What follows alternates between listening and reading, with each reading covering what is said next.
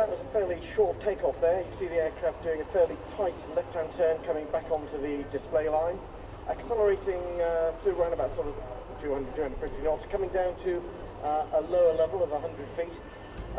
This is not quite a knife-edge pass, but it gives you the opportunity to have a look at the aircraft, that high rear V-tail, the large nacelle selection on the engine, and also the undercarriage and on the wings. It's a very robust aircraft.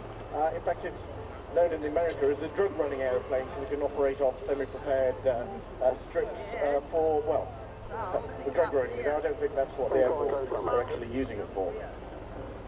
Being flown today by Flight Lieutenant Leon Crest. He, interestingly enough, there's a competition run by the Air Force within the training structure called the White Jubilee Trophy, and it's given to the best presented display by one of the training aeroplanes. So you've got RAF Hawks, you've got Tucano, you have the Patrulla, and the first year ever, the King Air had to go in, and it won. So, Flight Lieutenant Leon Crest at the moment, displaying the King Air. He's got an assistant with him, a co-pilot, call it what you want, but actually it's another instructor from the unit, and that's Flight Lieutenant Ben Mason. Basically, Lion's background is multi-engine. Leon's background is the Hercules. He flew the C-130K at Waddington on a few occasions as a way of looking and seeing what the difference is. Because of the more effective engines in the C-130Js, they don't carry those great big underwing tanks that the Ks do. Anything like one tank of fuel.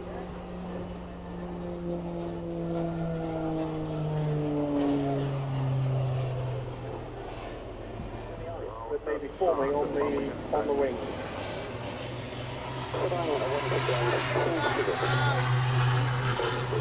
So it's a turbo-type engine.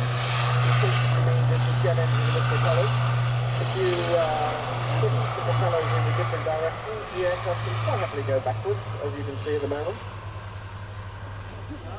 So you're feathering the props and then putting them into reverse pitch.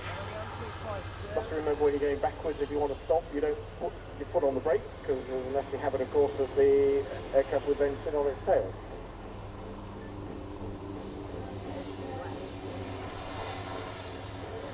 But it just shows how manoeuvrable these aircraft can be on the ground.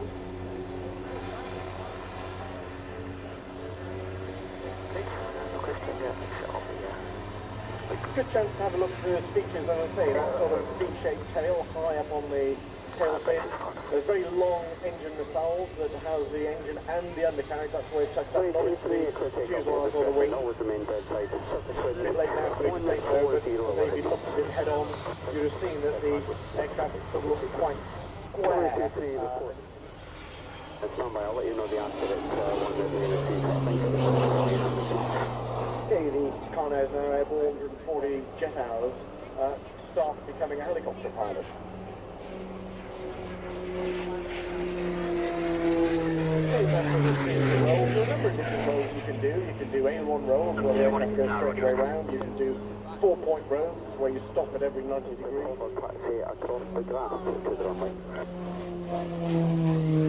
Vertical flight is very pushing there, so your experienced negative G is being sort of pushed down to the seat. Positive G is when you pull very hard around the corner where you force back into the seat. We're all experiencing 1G at the moment. We didn't have 1G, we float away, so 1G. So when somebody is pulling a 2G turn, which is relatively gentle, basically you're doubling your body weight. In some of the high G maneuvers where you're pulling 6, 7, 8, even 9G, and some of the aircraft will be doing that later on this afternoon, then you're dealing with body weight of 9 times the high. We refer to the airplane saying that Tucano's done a nice display. Of course, it was actually Flight Lieutenant Stu Campbell who did the nice display in the Tucano.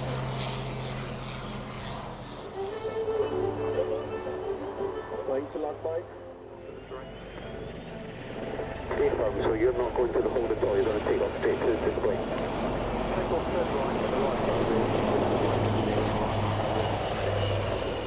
Wait for this.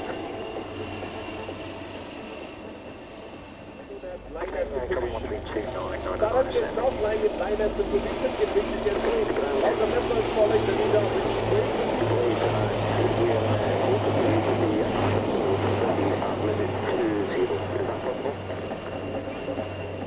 to slightly before that would be. Taking call sign.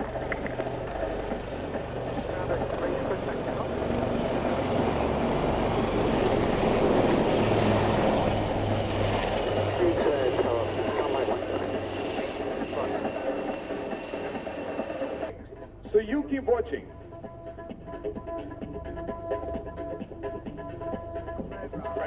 Mobile 1 Soldier.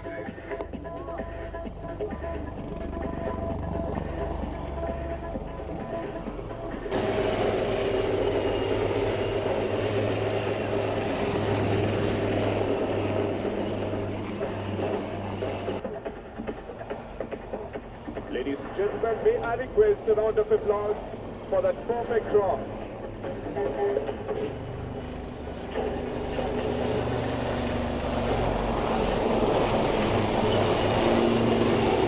Wow, that was close.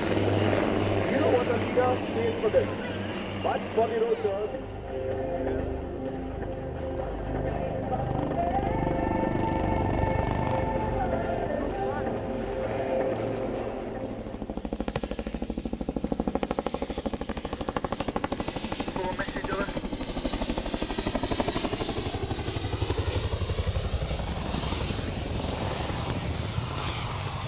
Taking a bit like we saw with the King Air, though it's quite happy going forward, it can also go backwards.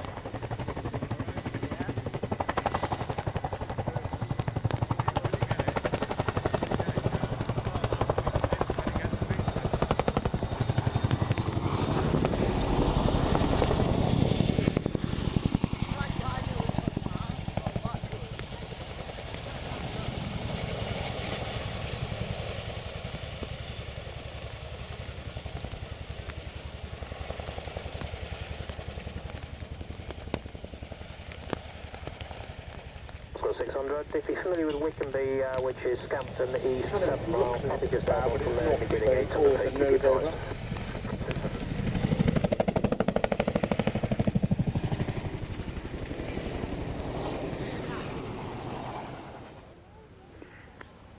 Muscle vehicles.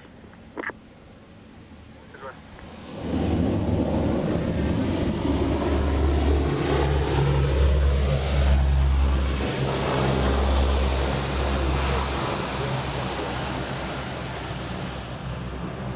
How long you plan to be on the Today is about to go back to the factory.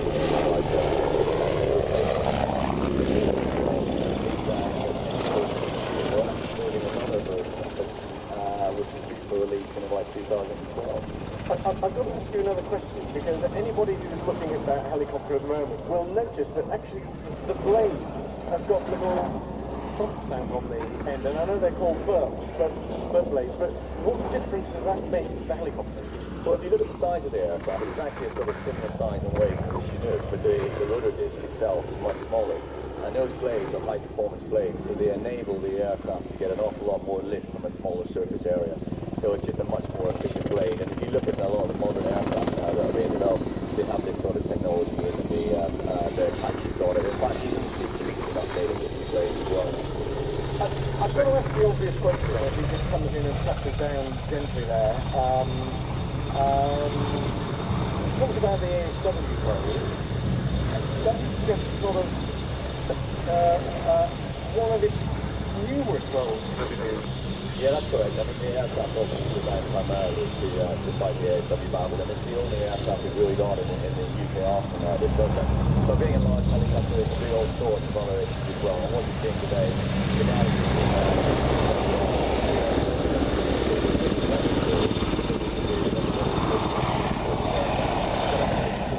operationally, where we provide protection That's just another thing. I'm not saying several airship before, but trying to get used to seeing Lynxes sitting on and off the back of frigates.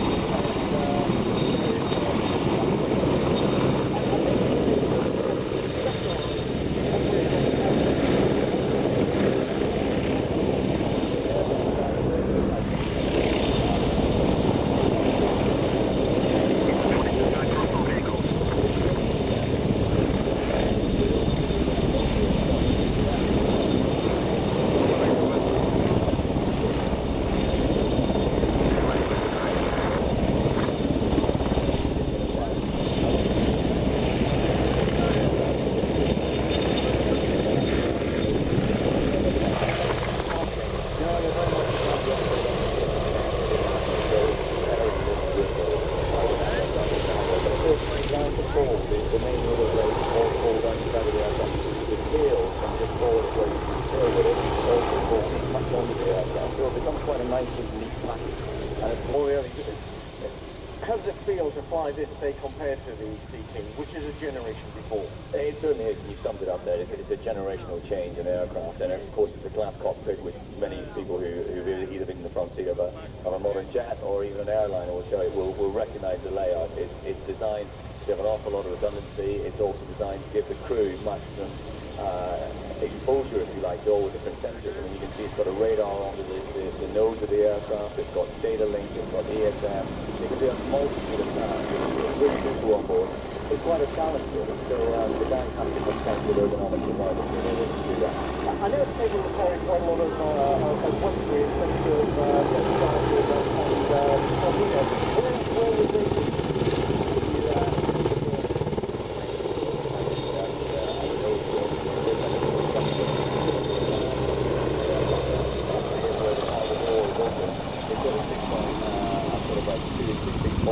There's one of those on the side, and on the back we either on the competition top side or the left side.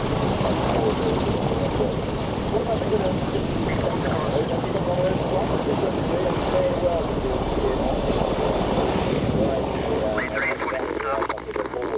behind the radar, and that's where the different sonar comes out of. And it's actually got 2,000 feet of cable, so there's no within the aircraft the ability to dispatch sonobuoys as well, which are also active and passive as well. We can spit them out and they can just listen to submarines, or they can be turned on and act as another different helicopter as well. They last about an hour and a half. Okay.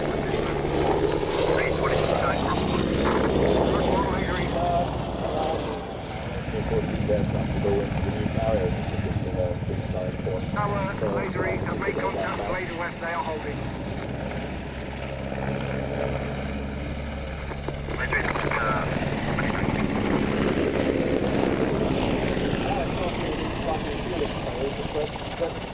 Is the Merlin capable of flying fuel? It is, but it's just a trial to look at its capability. The aircraft is just sold across the world. The Canadians have it, the Portuguese have it, the Italians have it, and in fact the American president has just bought 22 of them. So they're looking at the aircraft also sitting on the combat search and rescue ward for the American forces for the Marines. And 232 Waddington Ground, taxi, runway 20, the Westerns have done a lot of work on that, and in fact, as I said, just off the coast of Cornwall, about a month ago,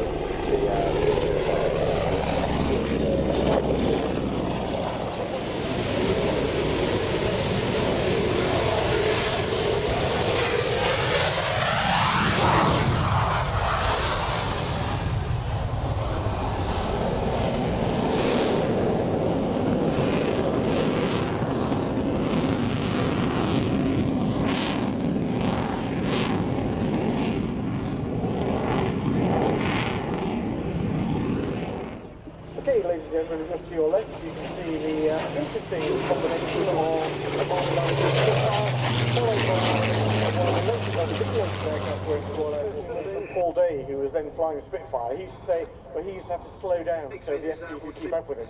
Yeah, I know that was a little bit rude and a little bit of a joke, but actually it's an interesting, the fact that these two aircraft can fly such a tight formation, despite the age difference and the power difference.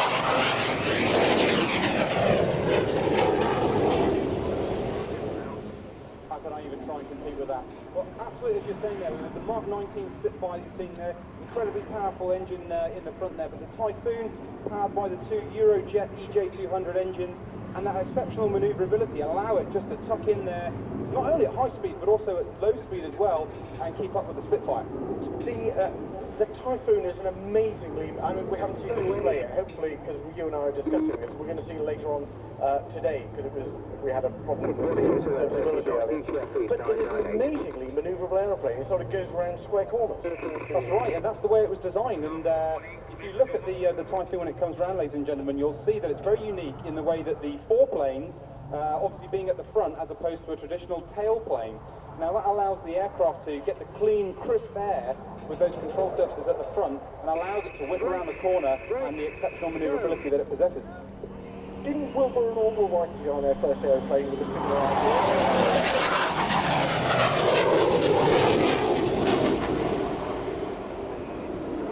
But of course,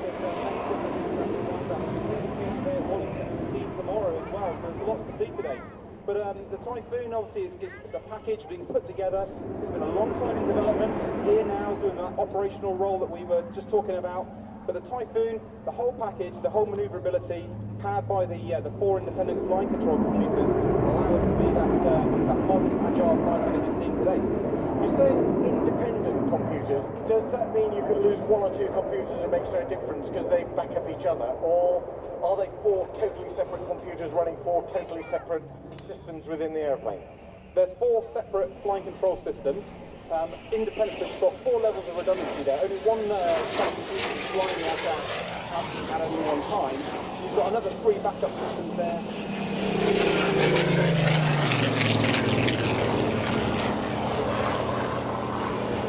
It's worth pointing out that this is the first time that the public has seen this.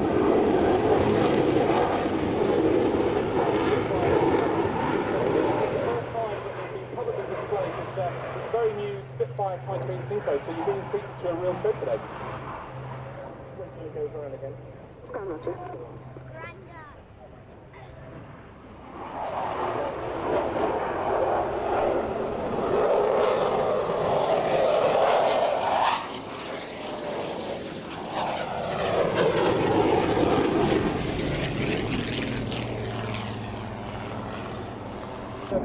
The multi-role capability we're talking about. And there's 2 reserve squadrons as well, number 29 that brings the displays to you here at Waddington, and number 17 squadron, the trials unit, all based at RAF Waddington.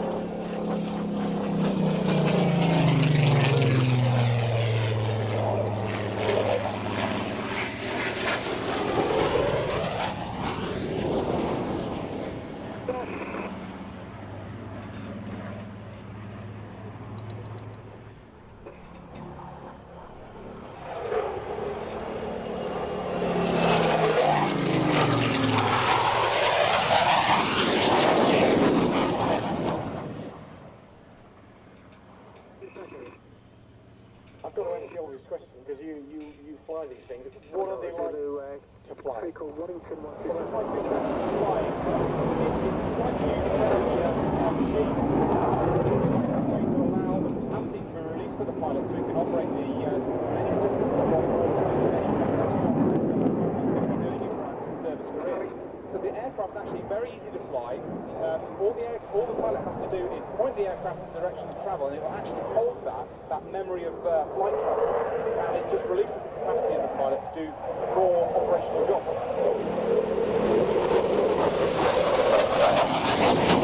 Something that the F3 would have done in legacy times. And the edge surface element involves the aircraft actually doing the job when it gets to the target. So the Typhoon for one aircraft can do both jobs. I know you joked about man and machine in perfect harmony, but actually the 2 roles will put a tremendous pressure on the pilots. I mean, it's a demanding role in the air defence role, and let's face it, the F3 Tornado is a complex role, 2 people on board.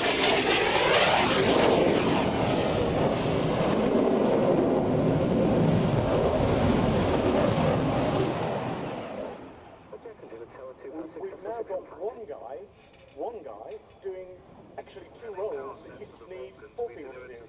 That must put a trend behind it. I mean, you kind of walk around with a grin on your face all the time. That's indicative of how popular the aircraft is already proving to be. And I assume that most of the guys who are coming on, those are the ones walking around with smiles on their face. Have I got that right? Absolutely. Well, all the pilots...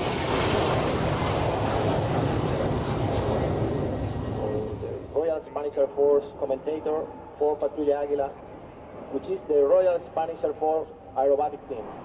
We are honored to have been invited to perform for you today and will proudly fly our nation's color.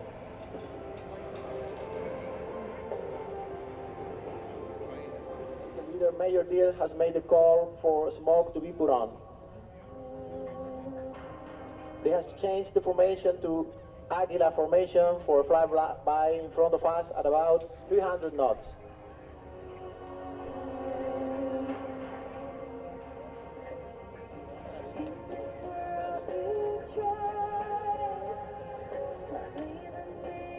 This year we celebrate our 23rd anniversary, 70 pilots, more than 450 displays, more than 300 of them abroad, and 22,000 flying hours on our number.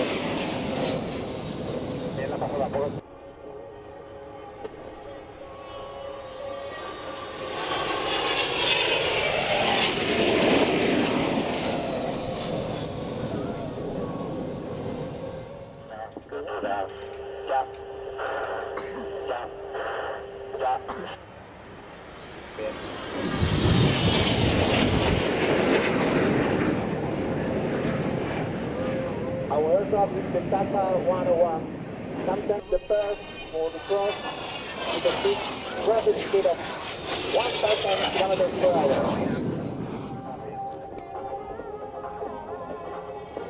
Major Abos and Major Edeo constitute the Cinco Ferro. Both have lost more than 2,500 flying hours each. The full mutual understanding and hours of training are needed to perform these difficult maneuvers with precision.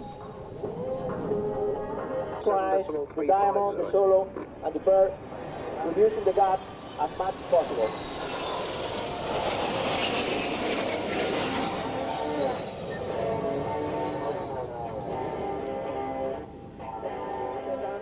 Two, one, now.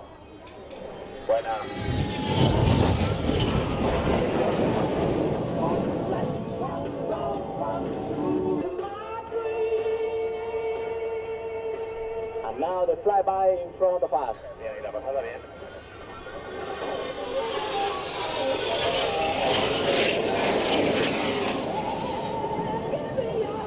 And now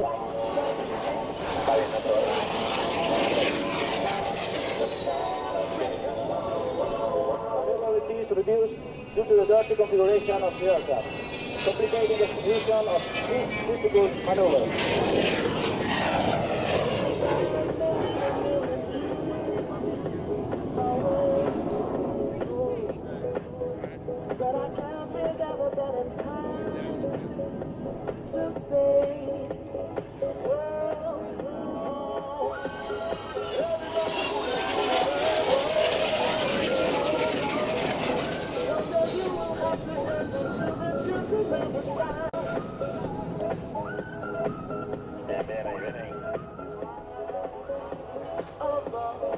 One, two, three, and four.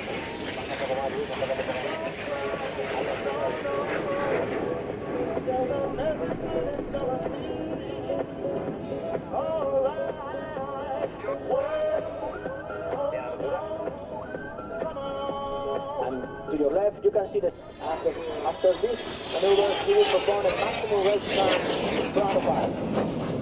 Children of the sky,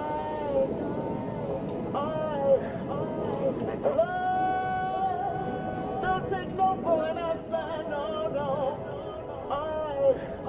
Right here, spread love. Everybody join together now. One voice, one heart, love and unity. Everybody sing. Now the solo coming in front of us. Another roll for him. And up to that maneuver, will be fought by a 3/4 in 32.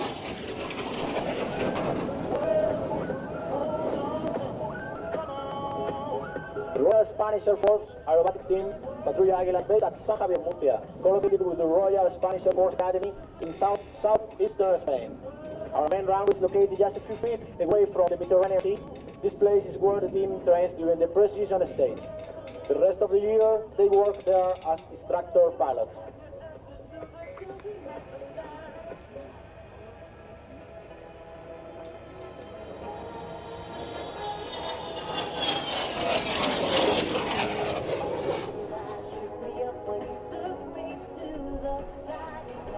And two alternative roles inside the formation.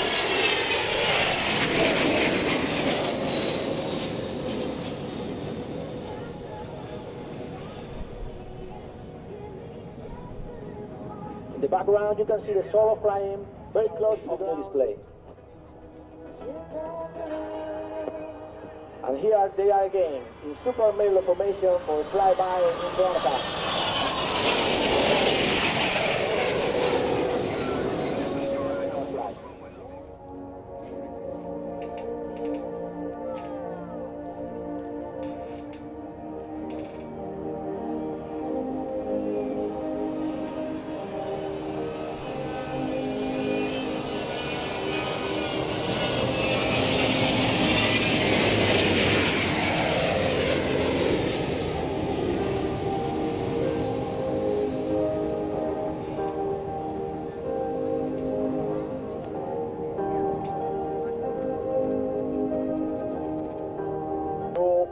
4 team is nearly as good as you are.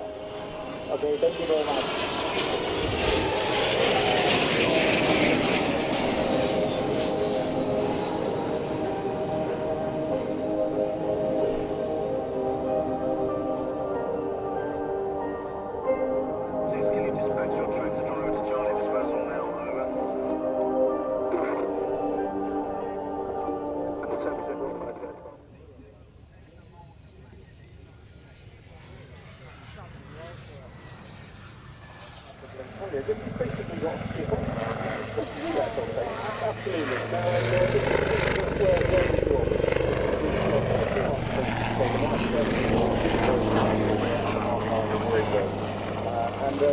Very little difference in between.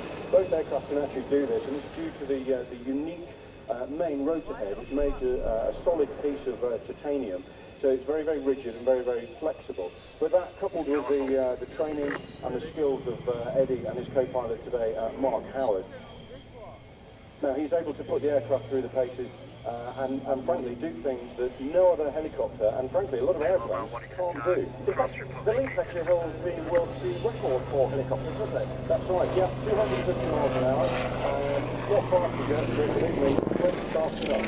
And do the barrel roll. Now something that you normally associate with aeroplanes, but there are very few helicopters can do the full range of aerobatic maneuvers. Helicopters can do the things that the Blue Eagle Lynx solo display can do. I was reading somewhere that you've actually been involved in the replacement Lynx. What The current Lynx has Merlin, and with a completely new aeroplane, although it will look very, very similar, echoing the successful current Lynx. It's one step ahead of the Super. Okay, just looking at it as it goes away, there are things stuck to the side. I know when we were talking about the Merlin, they said that's where they put their torpedoes and depth charges. What is it that the Lynx carries out there? Well, this is actually the tow missile system. It was our primary anti-tank missile system before the Apache came into service. And we actually keep the tow booms on for 2 reasons. Firstly, because we can put our nice painted blue tow missiles down the side and get a bit of good photo opportunities. But actually, it helps us with aerodynamic qualities. We actually need a little bit of drag coming out some of the manoeuvres, and these just help us slow us down a little bit. Because it means that he can do these sorts of things. He can do the barrel rolls, he can do the loops. And as he comes in now at the crowd centre straight towards us, he's actually going to do a couple of manoeuvres. Get your cameras ready, because we've got a bit of a photo competition going on. As he barrel rolls in, the complete manoeuvre, wing over, now, we're looking for the best photos that represent the spirit and ethos of the Army Airshow. It could be anything. Your helicopters in the sky, it could be the guys in the sky. Go to our website, army.mod.uk, follow the link to the Army Air Corps displays, and you'll see all about the team, our history, the aircraft we fly, and more importantly, the competition and how to fly. Operationally, of course, the Lynx is a long way from home in various areas at the moment. Well, as we speak, you're absolutely right. They're currently on operations in Iraq, Afghanistan, and actually elsewhere around the world, and they're doing a sterling job, particularly in the strategy operations,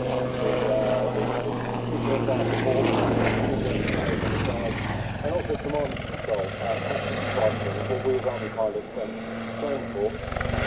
We're doing a different type of operation. So the first time that was a fantastic 273 wing over,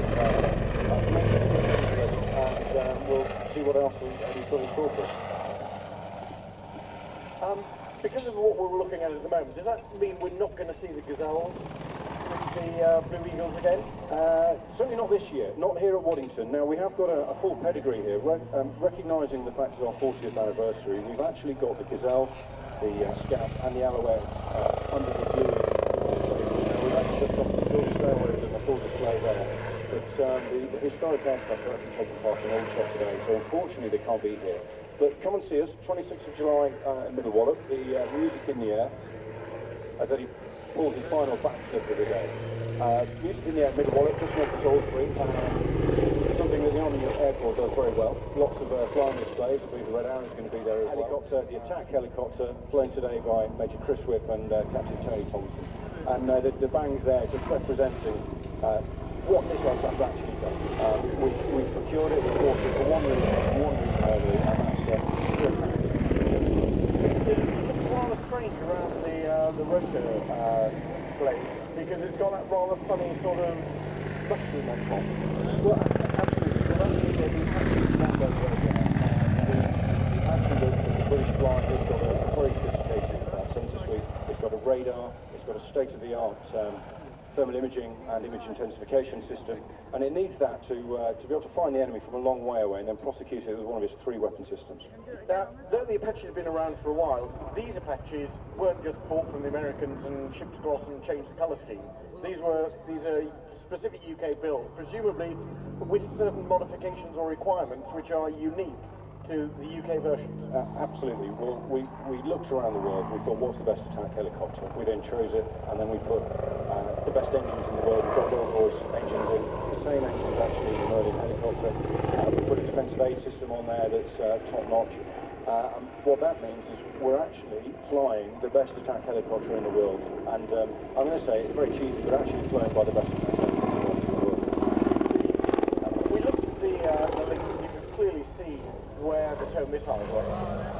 Again, looking at the Apache, it looks sort of more heavily armed than the Lynx, and it seriously does look more heavily armed. There are pylons out there where they've got lots of funny things hanging off them. Indeed, we've actually got 3 weapon systems. We've got the Hellfire anti-tank missile, and we can carry 16 of those if we need to. We can have 2 3/4 inch CRV-7 rockets, and we can carry a good few dozen of those. And of course, we've got the 30mm chamber, and that's the most potent weapon for where the pilot can just turn his head and turn the gun and fire his cannon where required off axis, which is vital to support the troops on the ground in Afghanistan. Where does the systems operator or the guy who's actually controlling a lot of the technical support side, who sits where? Well, actually, you can fly and fight the aircraft from both seats. Now, it is actually optimised that the gunner is actually in the front. He's got a bit of a Nintendo hand grip, and he's got lots of buttons in the front. But you can actually fly, and we do train both pilots from both seats. The pilot would tend to sit in the back, although you can fly both in the front. We've got a display of 2 halves. The first half you've seen is Chris displaying the aircraft.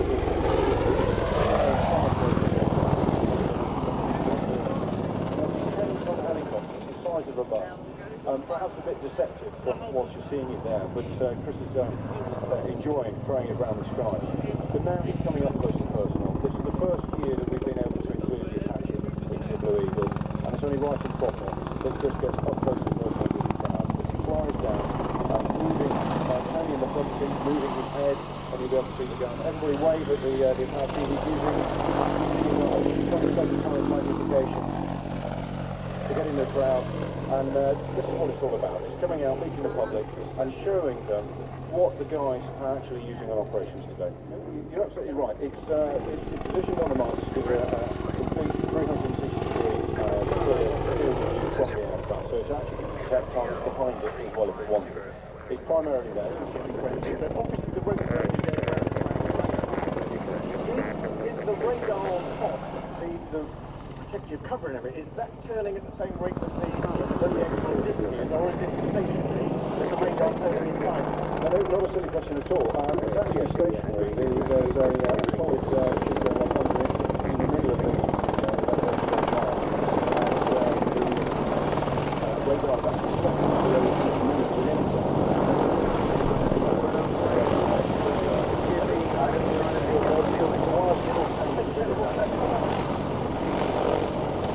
Got the Lynx in the Apache, saying farewell here today, we'll be here tomorrow. Apache will be attending the roll demo later, and I'd like to introduce the show the joint nature of operation.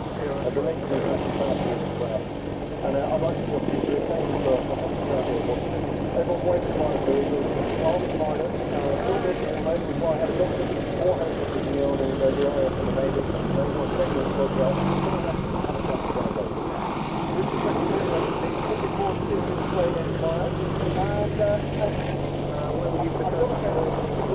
Play on a number of occasions, and they're all with impressions, don't get me wrong, but actually what we're now really seeing is the front line, and there is not the really great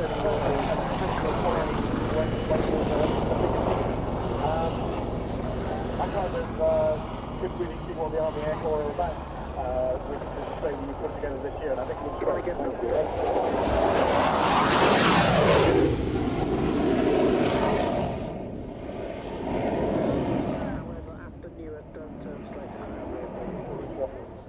Serving as Free French with the Royal Air Force during World War II.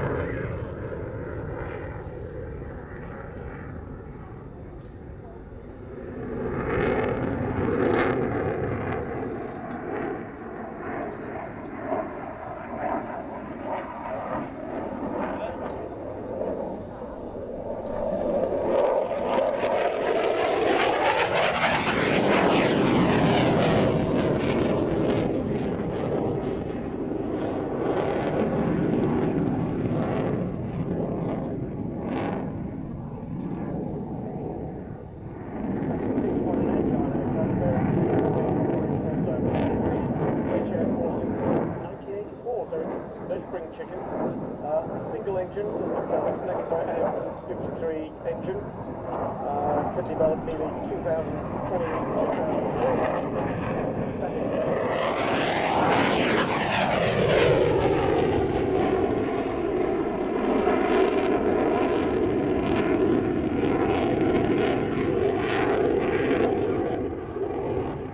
UAE, for instance.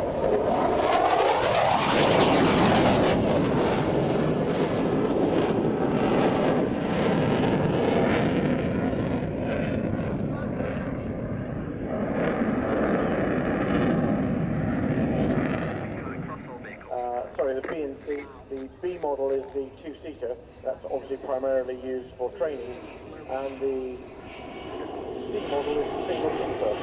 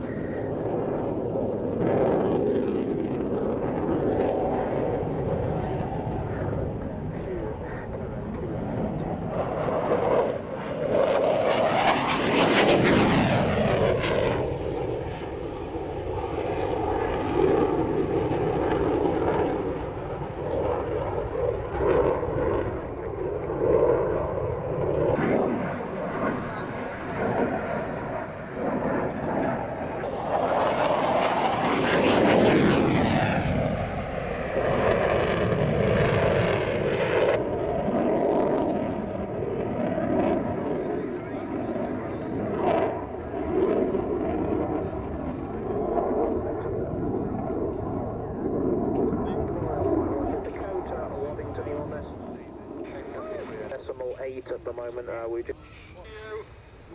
Control, did you hear that last request over? Continue tight 10 behind the Spitfire. Spitfire request right up.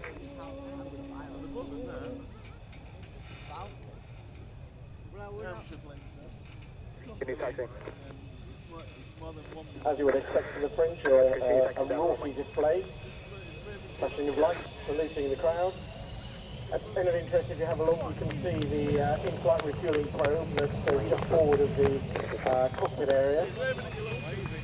Technically, this is the last year that the Mirage 2000 will be on display. Thanks, another. Then we'll be seeing the Vulcan takeoff. She won't be displaying straight away. She'll be going away and coming back with what I hope will be a particularly unusual formation. So once Squadron Leader Al Pinner has got the Mark 19 Spitfire airborne, we expect to see the Vulcan depart. She's off to the left-hand end of the runway at the moment. She's taxiing slowly onto the runway to line up on runway 20, I think, Mike, or something. It's all done to confuse, certainly confuses me. Here goes the Mark 19 Spitfire.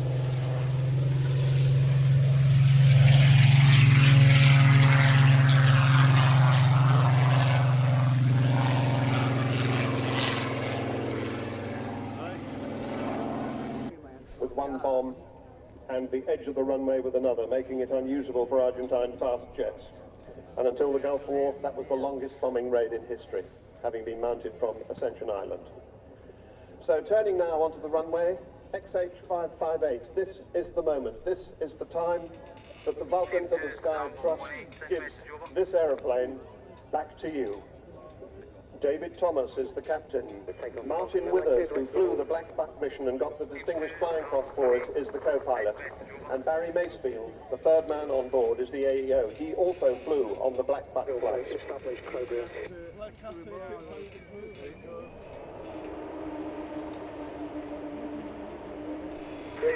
the Vulcan controller. Scramble, scramble, scramble.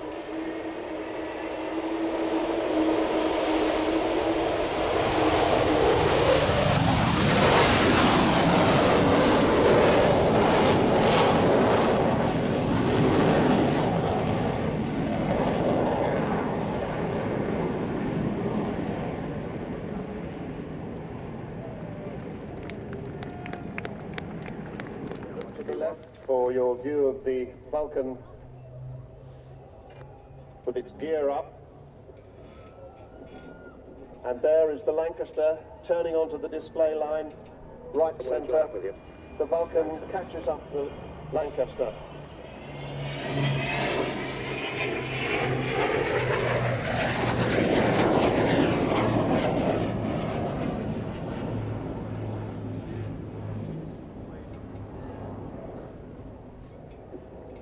Catching up quite fast. Very good low-speed handling in the Vulcan. Dave Thomas in the left-hand seat. Martin Withers in the right. Here they come from half left.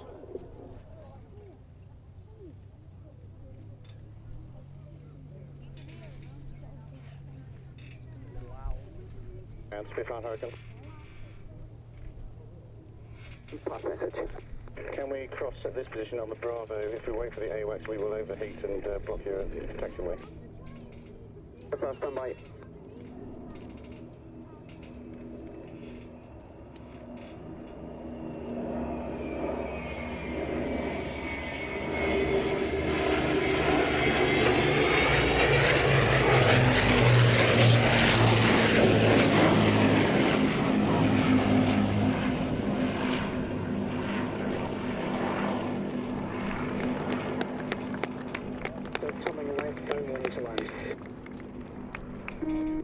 Roger, Vulcan breaking line.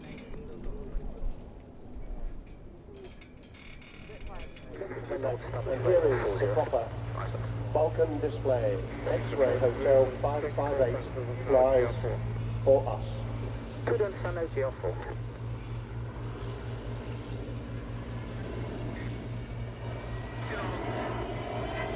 Traffic 12 o'clock at 6 miles northbound, and quite long 80 initially into the Vulcan's working base, leading the road south of base.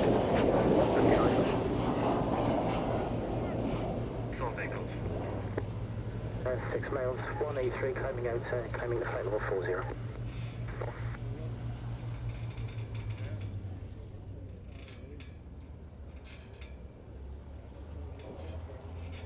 David Thomas waiting till he gets to the end of the display line and then pitching up to turn round and come back in front of us. And you see how manoeuvrable that aircraft is. Fighter-like performance.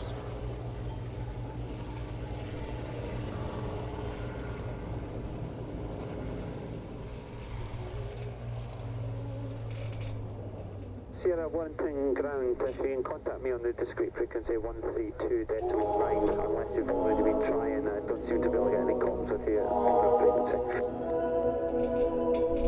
Level 2000.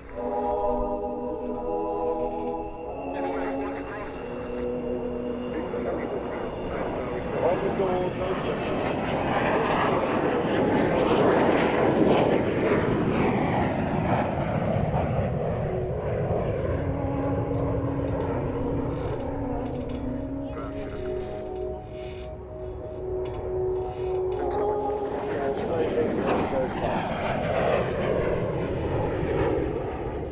Ground view jet, Vulcan view jet, ground, say again.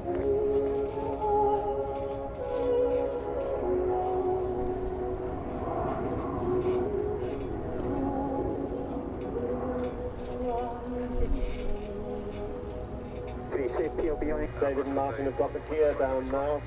She's coming by with the undercarriage down. So if you can point us in the direction of such a company or group, I know you'll be met with open arms.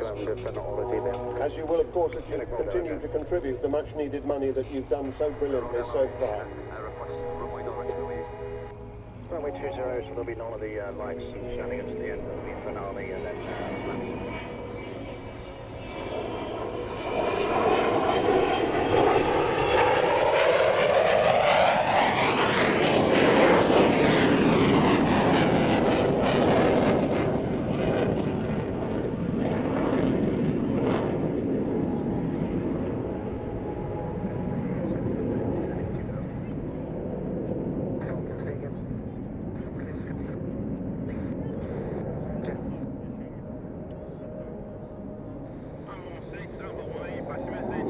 There she is. A day many people said would never happen. They said it couldn't be done. Minimum crew, and they're going to do navigator for display. Barry Macefield. He's in one of the three rear seats. Let's just watch the aircraft touchdown. 19014. 20 cut. Forest Vulcan and Lancaster.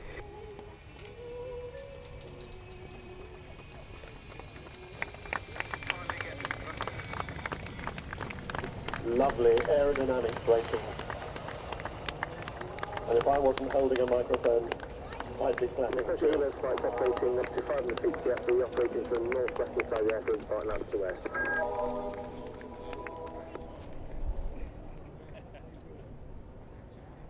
So no braking parachute, but I see the nose is still up all the way down to the far end of the runway. An absolutely lovely sight. Somebody did say rather cruelly that it's probably easy to do that without the two navigators increasing the weight at the front end of the airplane. Confirm vacated.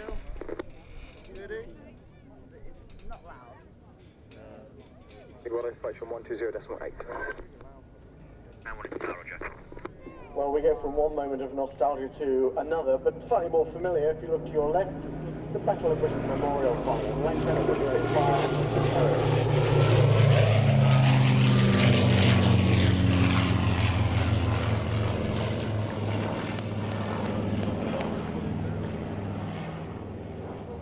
not quite the classic lines in that wing as it flies past, but certainly a major aviation milestone when the Hurricane came into service with the Royal Air Force. It was the first monoplane intercept that the Royal Air Force had, capable of exceeding 300 miles an hour in level flight. First to bring guns to bear on a target. It was designed by Sidney Cass. That was back in 1934. Hurricane, of course, being a descendant of the heart and the forerunner of more famous aircraft such as the, or other aircraft such as the Hunter and the Harrier. Didn't have quite the same glamour as the Spitfire, but it played a very important role in the Battle of Britain. In fact, the two aircraft working together was probably very important. The Hurricane basically went for the bombers, and the Spitfire, more manoeuvrable, they went for the fighter escort. But at the end of the day, the statistics tell us that it was the Hurricane that destroyed 4/5 of the enemy aircraft during the battle. Of course, was also partly because at the time there were more Hurricanes in service. But I say it was a fairly rugged aircraft. Its fuselage is covered with a canvas, and therefore it could take a lot more battle damage and easier to repair. Had good ground handling quality. The undercarriage is quite wide on the Hurricane again compared to the slightly more narrow tracked undercarriage of the Hurricane. It was reckoned to be a more stable gun platform, better turning performance, but actually the two aircraft operating together actually finished up as being a very good balance between one capability and the other. It wasn't really developed the same way that the Spitfire was. It did in the later stages of the war develop into a test-busting role, and that role it was actually carrying 40mm. 17 Squadron actually in the thick of it. They operated from Stettin and Tangmere.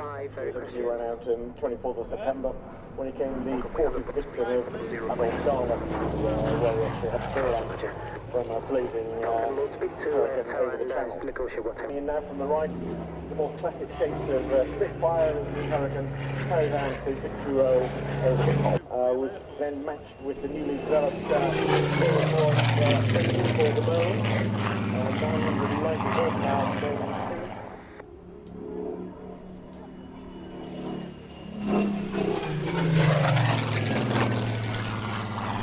That took until August 1938 before it was the only Allied aircraft to be in production right the way through the war. Final production actually finished in, I think, around about 1947. And that was the end of the Spitfire production, the F-24. And by then, including the Merlin engines and the Spitfire and the Griffin engines, they'd been over 20,000 Spitfires built. It had actually doubled its power, because by the time it had the Griffin engine, it was developing over 2,000 horsepower. And remember, the first engine was the Merlin C, which developed 990 horsepower. It had increased its rate of climb by 80%, and the top speed had gone up by 35%.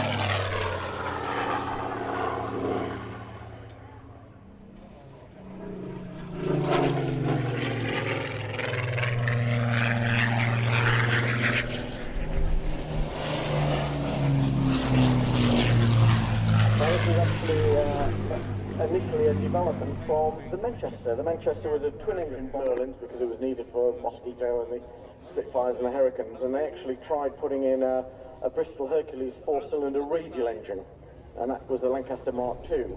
It wasn't a disaster, but it wasn't quite the success they hoped. Then, of course, the Merlin Scout engine started to appear. Merlins weren't short anymore, so Lancaster went back to being powered by the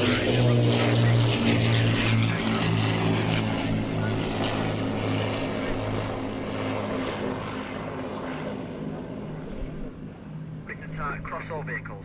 But of course, carried quite a massive bomb load in the sense that towards the end of the war, there was a 22,000-pound bounce bomb called Grand Slam, which was developed by Barnes Wallace, the same man who developed Avro, which was the bouncing bomb used on the attacks on the dams in the Royal. 22,000 pounds was nearly twice the original concept of the bomb weight that Lancaster would be able to carry. Cross the runway before vacated.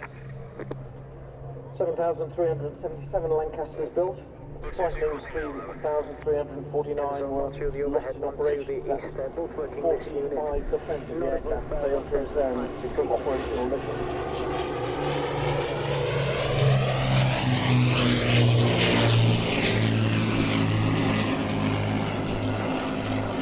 And then a rather staggering figure in terms of the 126,000 aircrew who flew during the Second World War. Nearly 60,000 of them, unfortunately, were equally tragically killed, or another 10,000 certainly finished up as prisoners of war. So 30, it flew with 100 Squadron and 91 Squadron, and that's why, if you've actually been looking at the aircraft, it's got different squadron recognition numbers on both sides of the fuselage.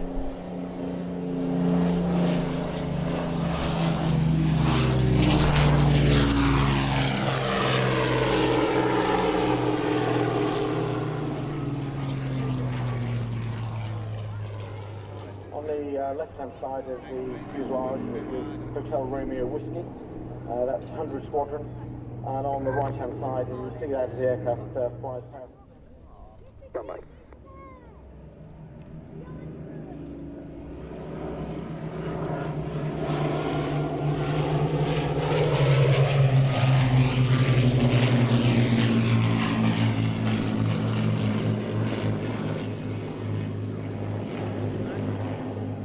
If it all goes according to plan, once we've got the double-lit memorial flight fighters down on the ground, Vulcan 21, and the train I'll is going to stay just putting the Spitfire down beautifully now, and also using the runway and a beautiful three-pointer.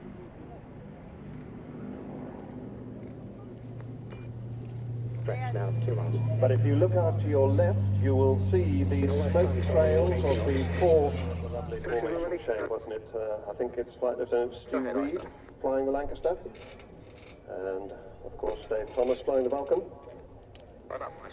Been talking about the project that finally brought Vulcan back to the skies. It's been a series of disasters, but each one being overcome in turn.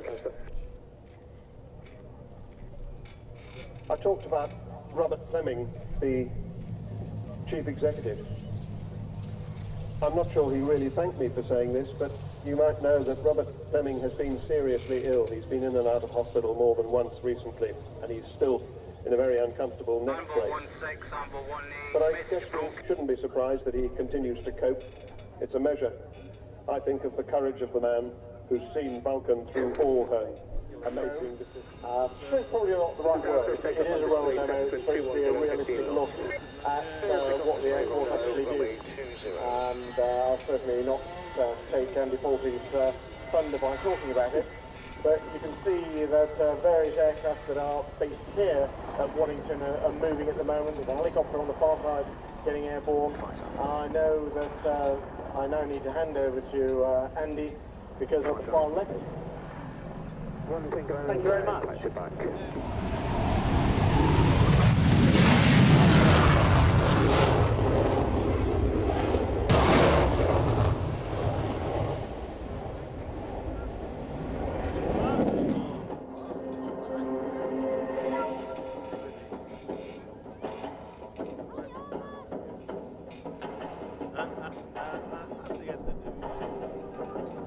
All Summer Lightning aircraft, XR, execute, execute, execute.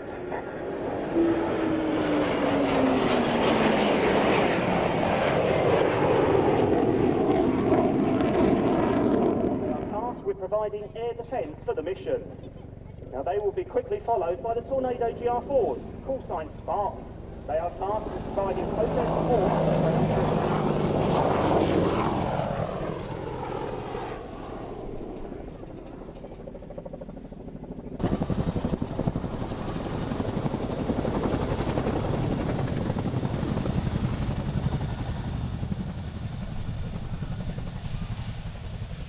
Scorpion arriving now, establishing cap. Spartan arriving now, assuming position. Firstly, canoe offloading group, look directly in front of you for the arrival of the Tornadoes.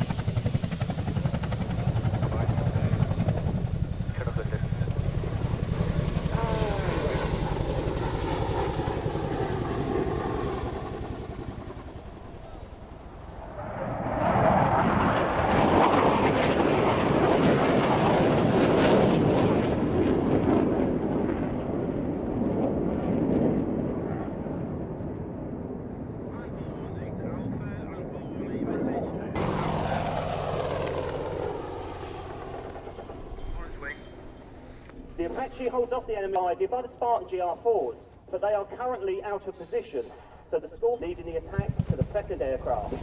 After this attack, the Scorpion F3 will take up position, above the airfield providing combat air control. Scorpion 2, you eyeball. Scorpion 1 will shoot. Roger.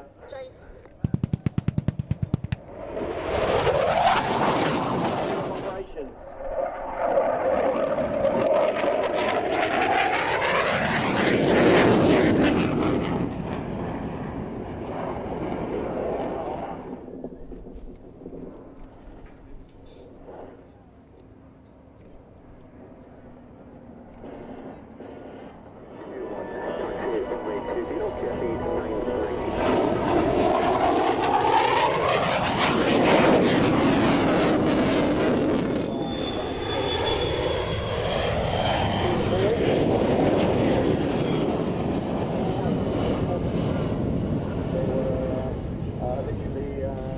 Moved their Hamdens on to the Avro Manchester, and then from December 1941 they went to the Lancaster.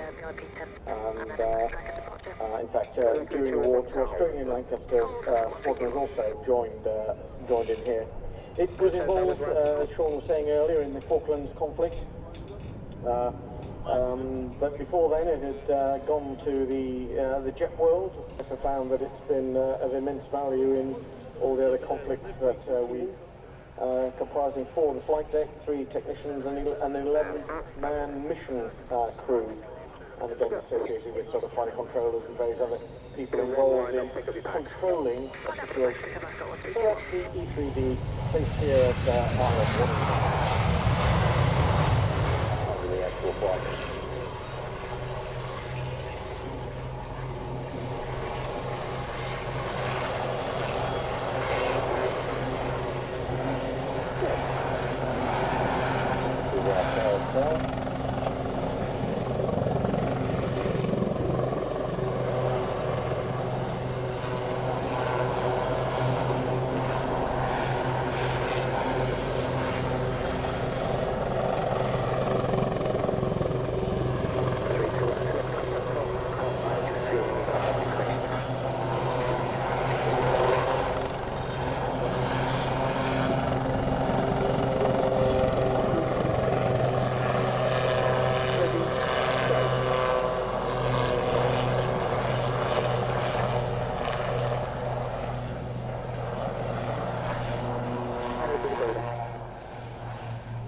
Right 20.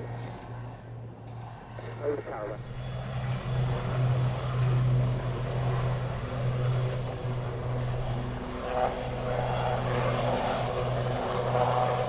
When you first went live on 702, did you notice any major differences in the way that last opportunity to actually get a photograph of the two aircraft crossed directly in front?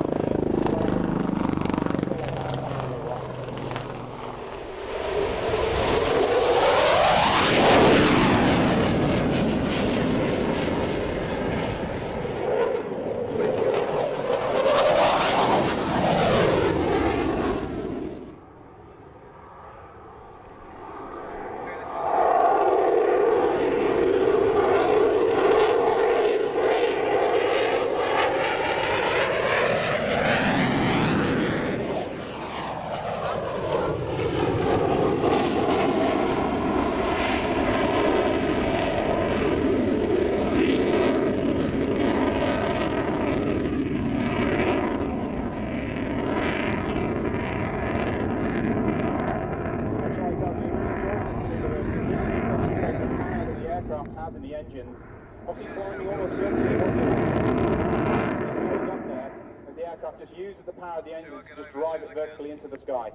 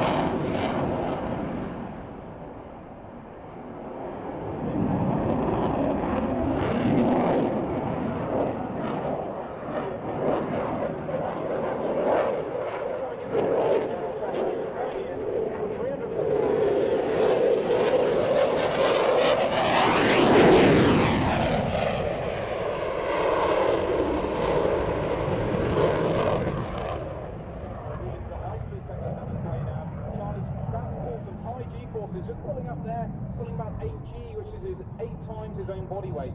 To give you some reference of what that feels like, that means Charlie's head is only about 6 square miles. So it's a real brutal manoeuvre to put you there. He's hanging down now, he's pulling towards the ground, on ground. Looking at the early screen and just trying to get across this huge drop.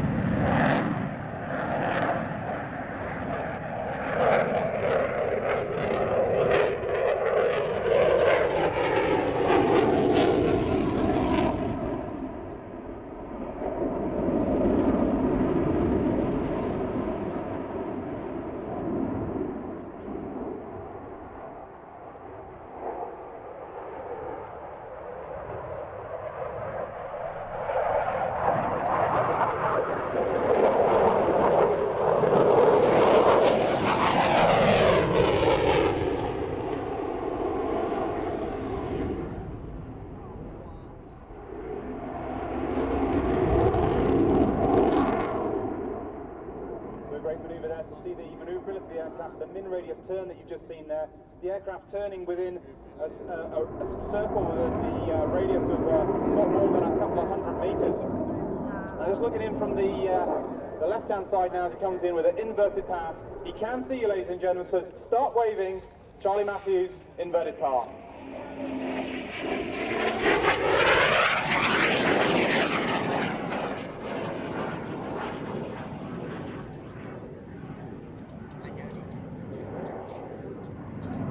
Now Charlie's a qualified pilot instructor on number 29